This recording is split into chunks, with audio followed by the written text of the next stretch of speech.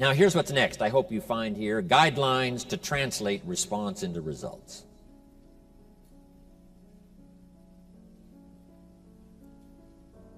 We haven't come just to lecture. We haven't come just to share. We've come to do a combination of things, hopefully, that'll create all kinds of unique individual, collective activity after this weekend is finished. Jot the phrase down. Results is the name of the game.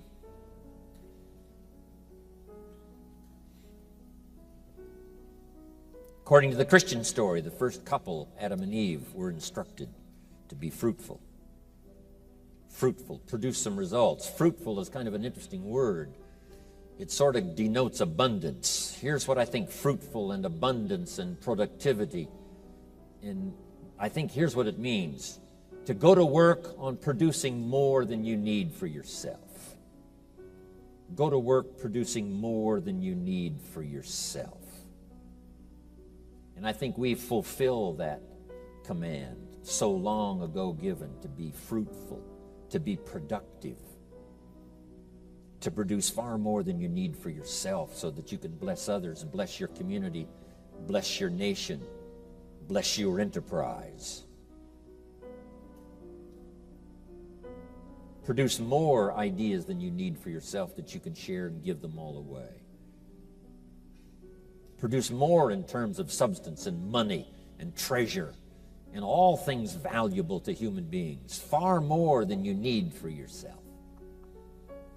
R.G. Letourneau's story, the man who built the big earth-moving machines, it was his goal to someday give away 90% of his income.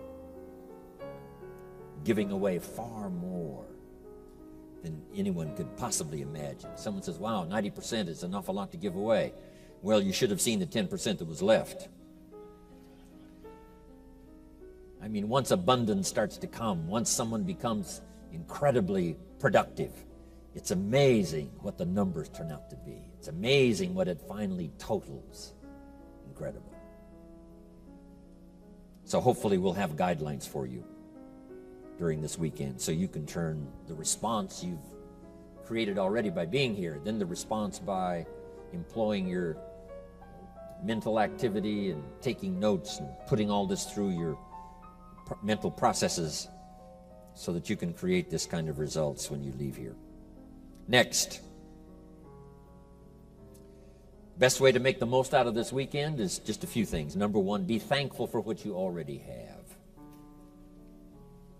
This looks like a pretty prosperous audience already. So we're already doing well, which is okay. But what if we could multiply the value of our productivity by 2, by 3, by 5, by 10? Would that be valuable? And the answer is yes, of course it would. But first of all, to have the mechanism or the inspiration or whatever it takes to really do extremely well, first you start with thanksgiving, to be thankful for what you already have. We have already solved the problem of necessity. In this room, we've probably already solved the problem of survival. So we're no longer concerned with just necessity and survival. We're perhaps beyond that. But now that we have gotten beyond that, no telling what else we can do, but first of all, let's be thankful for what we've accomplished up until now. The years that have brought me here and the experiences that have brought me here, starting with my parents who raised me, gave me an incredible foundation that's lasted me all of these years. And the mentors that I've met along the way, absolutely changing and revolutionizing my life, my income, my bank account, my future. All of that collectively has brought me here. I'm so grateful for the people, the association, for the ideas, for the chance to work and labor, produce myself. All of that brought me to this place this weekend. I'm grateful for it. For the countries we represent, where we have freedom, liberty. Make this note. It's one of the best for the day. These are extraordinary times. About 11 years ago, the walls came tumbling down in Germany. And it started a wave of democracy and freedom like the world hasn't ever seen before. It looked like communism was on the march for so many years, and the dark shadow of that political philosophy fell on so many countries. that I visited even back in those early days. And now those shadows are beginning to flee away, and the light of democracy and freedom and capitalism is now the order of the day. And there's just a few old dictators left, and they will soon be gone. Here's the good news. In our lifetime, they will all be gone. That's an incredible thought to think. The dictators of the past will all be gone.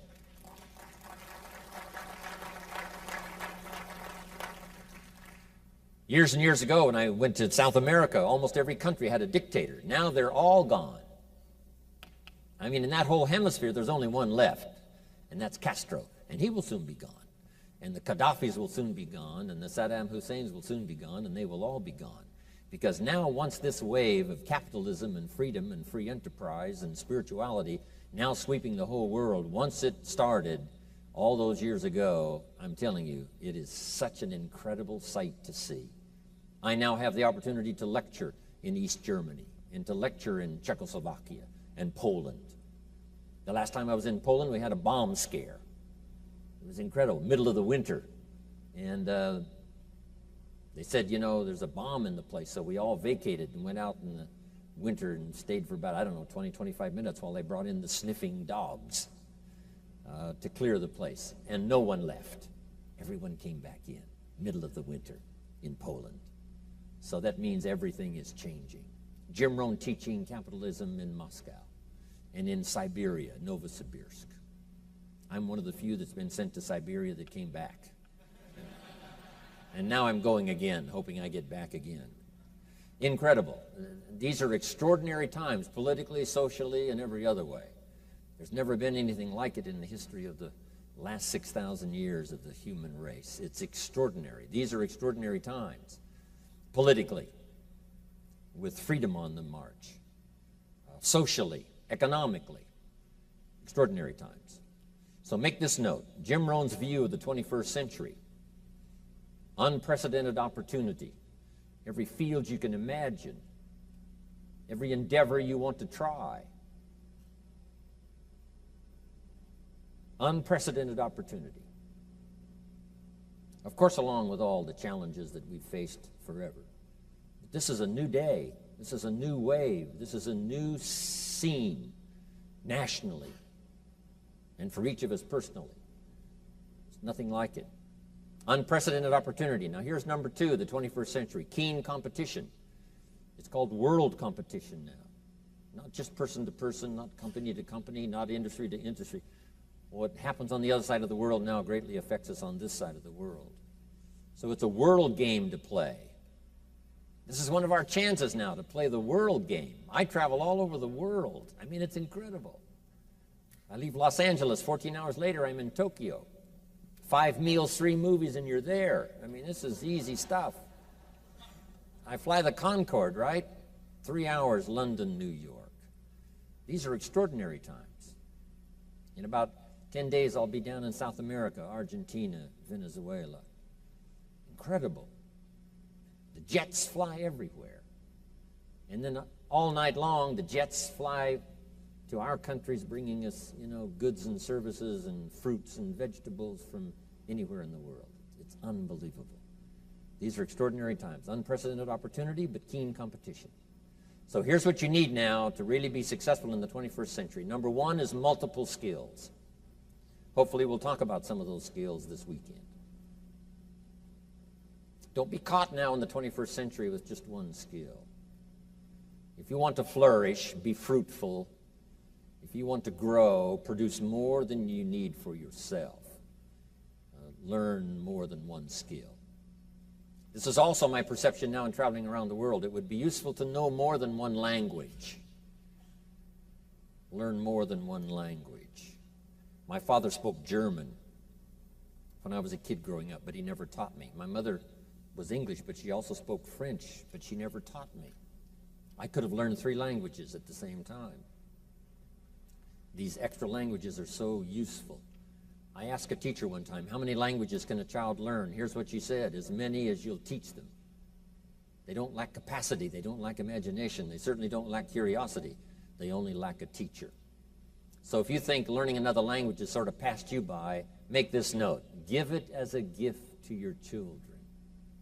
another language, and then another language. When I lecture in the Scandinavian countries, they all speak several languages. I do my seminars in English because they can all understand English. In the Scandinavian countries, you're required to learn 4 languages during your educational process. 3 they assign and 1 you can choose. So when you finish the educational process in the Scandinavian countries, you now know 4 languages, which if you live in Europe is a great advantage. But it's a great advantage anywhere, learning that extra language. Some of my business colleagues that make mega millions every year, many of them speak more than 1 language, several languages. Michael Cole speaks, 7 languages. It's so much fun to travel around the world with Michael because he can talk to anybody, everybody. He knows all the languages. It's a gift to give to your children. Okay.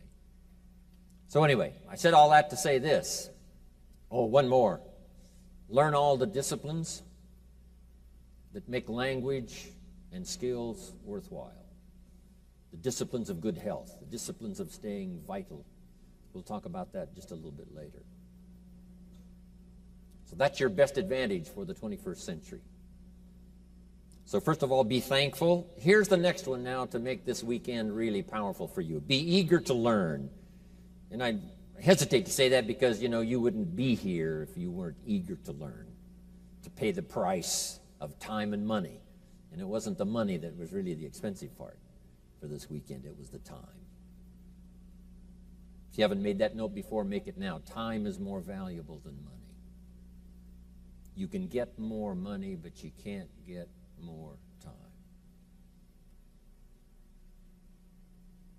So to ask you for the price for the seminar, fairly modest, but to ask you for the price in time for the seminar, incredibly expensive.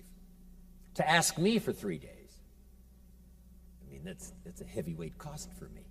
But it's exactly the same for you. 3 days is a chunk of time.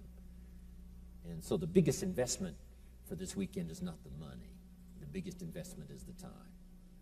So here's what I want to happen. I want this investment to pay off for you, multiplied many times over. What will this seminar be worth? Not the price it costs to get in, and not really the price of time. It may be worth 1,000 times more than that. What if I tried to make the seminar worth just exactly what you paid? That would be difficult. But what if I tried to make it worth 1,000 times more than you paid? I'm telling you, that might be easier because I'm inspired by ideas that have worked miracles in my life, and I want to share them with you. So I want you to be a lot richer when you walk out than when you walked in. So be eager to learn. Take good notes. No matter how well you do, no telling what else you can do. If you're mega rich, you might become super mega rich, right, after this weekend.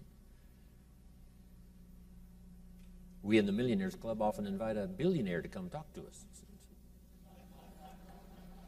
He says, well, you guys are doing okay, but, come on, get your act together. So no matter how rich you are, here's what's possible. You can multiply it by 2, by 3, by 5, by 10 with the right idea, the right inspiration, the right collective association here this weekend. It's going to give you a good chance. Now here's the next one. Argue later with all my stuff. I wish we had time to open it up so we could debate all this stuff right on the spot. Debate later with all of my ideas and the things I'm going to share with you. But make this note now, debate is important.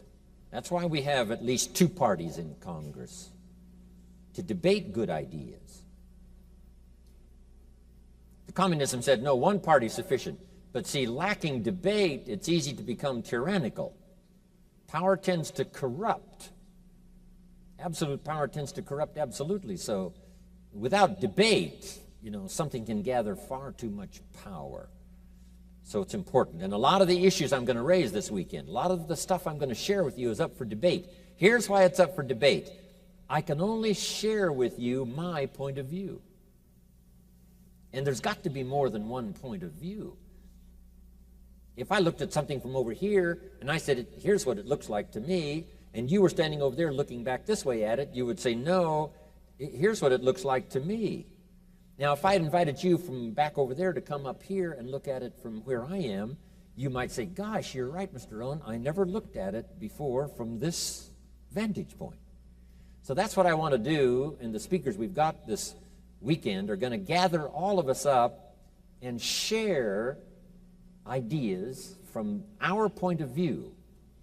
But here's what you must remember. There's more than one point of view. So here's what's important: to be a student, not a follower. To be a student, not a follower. And part of being a student is to debate the ideas. Once you hear them, you say, right or wrong. Could it work for me, not work for me? Is that a little too heavy, or isn't it sufficient enough? Now, sometimes it's useful to debate with each other. I'm a good debater, right? If I choose one side, I don't really care which side to choose. Just pick a side. Go for it. I remember a great debate I really heard. Someone in America was debating someone in Canada that held a little more liberal position, and the American was very conservative. And the American said, every man for himself. Individualism, rugged individualism. And on the other side, the liberal said, well, yes, every man for himself, said the elephant as he danced among the chickens. I thought, hey, that's a pretty good point. So, whether it's liberal or conservative, we need both. In America, the Declaration of Independence is America's great liberal document. And the Constitution of the United States is America's great conservative document. So it takes a bit of both. Okay. But to debate the idea. Now, if you can't debate with someone, here's what you must learn to do. Debate with yourself. Is it valuable or isn't it valuable? Is this idea I've heard a bit off track, or is it on track? Would it be useful or not be useful? To debate the merits of trying it, to debate the merits of putting it into action. So debate is a way to refine a good idea. Someone in Congress says, I have an idea for the country. And the rest of them say, wonderful, put it on the table. So someone asks 3 questions, and this guy says, wow, I never thought of those questions. I withdraw my great idea.